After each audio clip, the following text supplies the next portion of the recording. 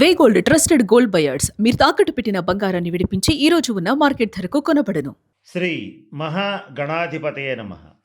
ఈరోజు మనం జూన్ 2వ తేదీ 2026వ సంవత్సరంలో శ్రీ పరాభవ నామ సంవత్సరానికి రాజైనటువంటి గురుడు తన యొక్క ఉన్నతమైన ఉచ్చస్థానమైనటువంటి కర్కాటక రాశిలో ప్రవేశించి సంచరించడం వల్ల ద్వాదశ రాశుల వాళ్ళకి ఎటువంటి ఫలితాలు రాబోతున్నాయి.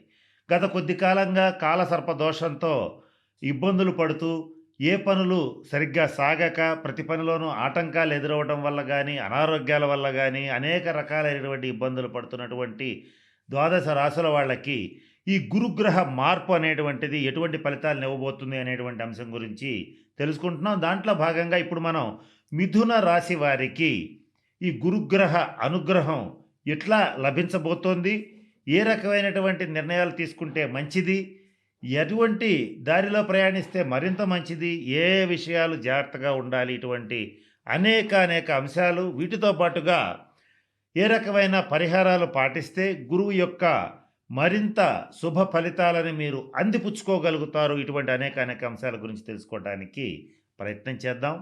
మొట్టమొదట మిథున రాశి వారికి ఈ 2వ స్థానంలో కర్కాటక రాశిలో గురుగ్రహ సంచారం వల్ల ముందు కుటుంబ సౌఖ్యం అంటూ ఏర్పడుతుంది. గత కొద్ది కాలంగా కొన్ని నెలలుగా కుటుంబంలో భేదాభిప్రాయాలతో, కనబడని చికాకులతో, కనబడని భేదాభిప్రాయాలతో కూడినటువంటి ఒక యుద్ధ వాతావరణం నుంచి మీకు జూన్ 2 నుంచి మొట్టమొదట మంచి రిలీఫ్ అంటే విముక్తి లభిస్తుంది. అలాగే ఆర్థిక పరమైనటువంటి అంశాల్లో గతంలో చేసినటువంటి రుణాలను తీర్చుకోవడానికి తగినటువంటి ఆదాయ వనరులు మీకు ఏర్పడబోతున్నాయి. అలాగే మీరు చేసేటువంటి వృత్తి ఏదైనా, ఉద్యోగం ఏదైనా, వ్యాపారం ఏదైనా సరే, లేదా 2-3 రకాల ఆదాయ మార్గాలని ఎంచుకోవడానికి తగినటువంటి అవకాశాలు లభిస్తున్నాయి. కనుక ఈ సంవత్సరం ఈ గురువు జూన్ 2 నుంచి ప్రవేశించి సంచరించేటప్పుడు మీరు చేయవలసింది ఏంటంటే, ఒకే ఉద్యోగం చేస్తున్నారు లేదా ఒకే వ్యాపారం చేస్తున్నారు అనుకోండి, ఉదాహరణకు మీరు 2వ వృత్తి కానీ ఉద్యోగం కానీ చేయడానికి ప్రయత్నం చేయండి, ఖచ్చితంగా సఫలీకృతం అవుతారు. ఇది గురువు మీకు ఇచ్చేటువంటి ఒక మంచి అవకాశం కింద తీసుకోండి. మరొక ముఖ్యమైన విషయం ఏంటంటే, సహజ సిద్ధంగానే మంచి వాక్ పటిమ, వాక్ చాతుర్యం ఉన్నటువంటి మిథున రాశి వారికి ఈ గురువు యొక్క అనుగ్రహంతో మీ మాటే శాసనంగా మారుతుంది. మీరు ఏం చెప్పినా కూడా అందరూ అంగీకరించేటువంటి పరిస్థితిలోకి వెళతారు. కనుక మీరు మాట్లాడేటప్పుడు ప్రతి అంశాన్ని ఆచితూచి మాట్లాడండి. అనవసరమైనటువంటి వెటకారాలు చేయటం, అనవసరమైనటువంటి వ్యంగ్యాస్త్రాలు ప్రయోగించటం, అనవసరమైనటువంటి విమర్శలు చేయటం చేయరాదు. పూర్తి స్థాయి పాజిటివ్ దృక్పథంతో, సానుకూల దృక్కోణంతోనే ప్రతి సమస్యని చూడండి. చూడటం వల్ల మీకు ఈ గురువు యొక్క అనుగ్రహం లభిస్తుంది. కొంచెం వంకరగా ఆలోచించినా, వంకరగా మాట్లాడినా పాపగ్రహాల శుభఫలితాలు ఇస్తాయేమో కానీ శుభగ్రహాల శుభఫలితాలు ఇచ్చే అవకాశం ఉండదు. కనుక మీరు పాజిటివ్ దృక్పథాన్ని అలవర్చుకోండి, పాజిటివ్గానే మాట్లాడండి. తద్వారా మీ యొక్క వాక్కుకి బలం పెరుగుతుంది. తద్వారా మీకు మంచి సపోర్ట్ అనేటువంటిది బంధుమిత్రుల్లో కానీ, అలాగే మీ చుట్టుపక్కల ఉన్న వాళ్ళ నుంచి కానీ, సమాజంలో పలుకుబడినటువంటి ప్రముఖ వ్యక్తుల నుంచి కానీ మీకు తప్పనిసరిగా లభించి తీరుతుంది. కనుక మీరు ఈ గురువు అనుగ్రహాన్ని పొందాలంటే ఎక్కడ నెగ్గాలో, ఎక్కడ మీది పైచేయి అనిపించుకోవాలో అనేది కాకుండా, ఎక్కడ తగ్గాలో, ఎక్కడ జాగ్రత్తగా ఉండాలో అనేటువంటి అంశం మీద పూర్తి స్థాయి ఫోకస్ పెడితే మీరు ఈ గురువు యొక్క గ్రహ సంచారంతో తిరుగులేని శక్తిగా మరి మీరు అవతరించి తీరతారని చెప్పడంలో ఏమాత్రం సందేహం లేదు. ఇకపోతే ఈ గురువు యొక్క అనుగ్రహంతో ఈ మిథున రాశి వారికి గతంలో ఉన్నటువంటి శత్రువులు ఎవరైతే ఉంటారో వాళ్ళు కామ్డౌన్ అయిపోతారు. మీ జోలికి వెళ్లకుండా ఉండడం మంచిది అనేటువంటి స్థితికి మారిపోతారు. ఇక మిమ్మల్ని టచ్ చేయడం వల్ల వాళ్ళకే ఇబ్బంది కలుగుతుంది, వాళ్లకున్న మైలేజే దెబ్బతింటుంది అనేటువంటి అంశాన్ని తెలుసుకుంటారు. తద్వారా మీకు శత్రు పీడ, శత్రు బాధ అనేటువంటిది తగ్గిపోతుంది. ఇక మరొక ముఖ్యమైనటువంటి అంశం జరగబోయేది ఏమిటంటే, రుణాలని తీర్చుకోగలుగుతారు. మీరు గతంలో ఏ రుణాలైతే మన వల్ల కాదురా బాబు తీర్చలేమనుకున్నారో వాటిని తీర్చుకోవడానికి తగినటువంటి అన్ని రకాల మార్గాలు మీకు ఎదురుగా కనపడతాయి. వాటిని వెతికి పట్టుకుని ముందుకు వెళ్ళటంలో ఇక మీదే లేటు. అటువంటి పరిస్థితులు మీకున్నాయి.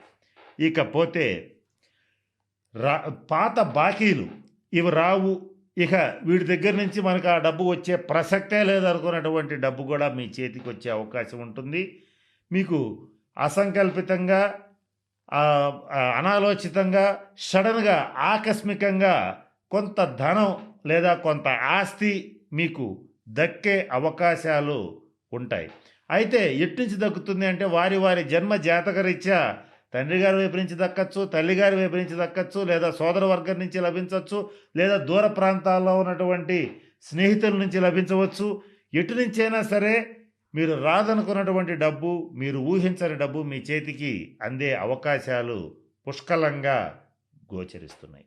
మరి ముఖ్యంగా మిథున రాశి వారు చేసేటువంటి వృత్తిలో కానీ, ఉద్యోగంలో కానీ, వ్యాపారంలో కానీ గత సంవత్సరన్నరగా ప్రతి పనిలోనూ ఆటంకాలు ఎదురవుతూనే ఉన్నాయి. ఈ శనిగ్రహ ప్రభావంతో దశమ శని ఎవరైతే ఉన్నారో, దశమస్థిత శనిగ్రహ సంచారం ఏదైతే ఉందో మీకు ప్రతి పనిలోనూ అబ్స్టకిల్స్, హర్డిల్స్, అలాగే మీరు ఒక అడుగు బలవంతంగా మీ వృత్తిని, వ్యాపారాన్ని ఒక అడుగు ముందుకు వేయిస్తే అది 4 అడుగులు వెనక్కిపోయేటువంటి పరిస్థితి గోచరిస్తోంది. ఆ బాధల నుంచి మీకు జూన్ 2 నుంచి విముక్తి లభిస్తోంది. ఏ పనైనా సరే గతంలో 10 సార్లు ప్రయత్నం చేశాం, ఇది అవ్వలేదు కాబట్టి దీన్ని వదిలేస్తున్నామని అనుకోకుండా పట్టుదలగా మరొక్కసారి ప్రయత్నం చేయండి. జూన్ 2 తర్వాత ప్రయత్నం చేయండి, తప్పనిసరిగా పూర్తవుతుంది. ఇక కోర్టు కేసులు, మధ్యవర్తి పరిష్కారాలు ఉండేటువంటి మిథున రాశి వాళ్ళు వీలైనంత వరకు కోర్టు బయటే సెటిల్మెంట్ చేసుకోండి.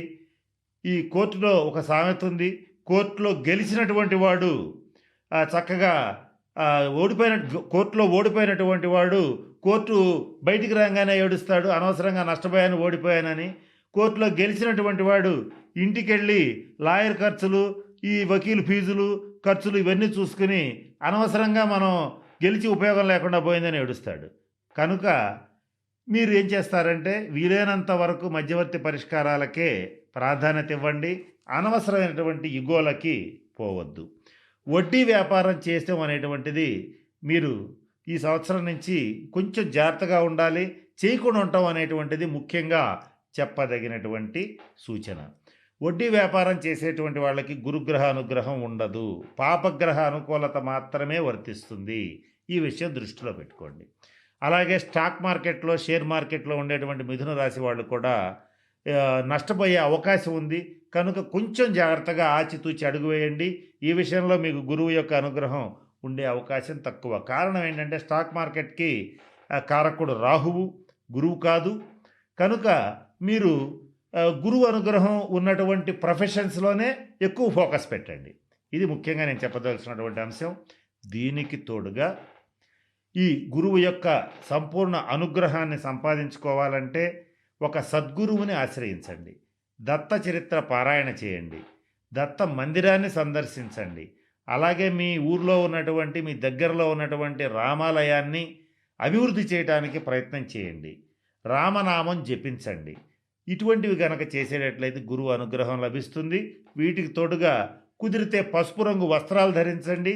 ఏది అది కూడా కుదరకపోతే కనీసం పసుపు రంగు కర్చీఫ్ దగ్గర ఉంచుకోవడానికి ప్రయత్నం చేయండి. ఇలా చేసేటట్లయితే మీకు గురువు యొక్క సంపూర్ణ అనుగ్రహం లభిస్తుంది. తద్వారా మంచి ఉచ్ఛ స్థితికి చేరుకుంటారని చెప్పడంలో ఏమాత్రం సందేహం లేదు. కనుక నేను చెప్పినటువంటి అన్ని అంశాలు దృష్టిలో పెట్టుకుని మిథున రాశి వారు తగిన శాంతి పరిహార క్రియలు పాటించి అష్టైశ్వర్యాలు, భోగభాగ్యాలు పొందాలని మనస్ఫూర్తిగా పరమేశ్వరుని ప్రార్థిస్తూ సెలవు తీసుకుంటున్నాను. స్వస్తి.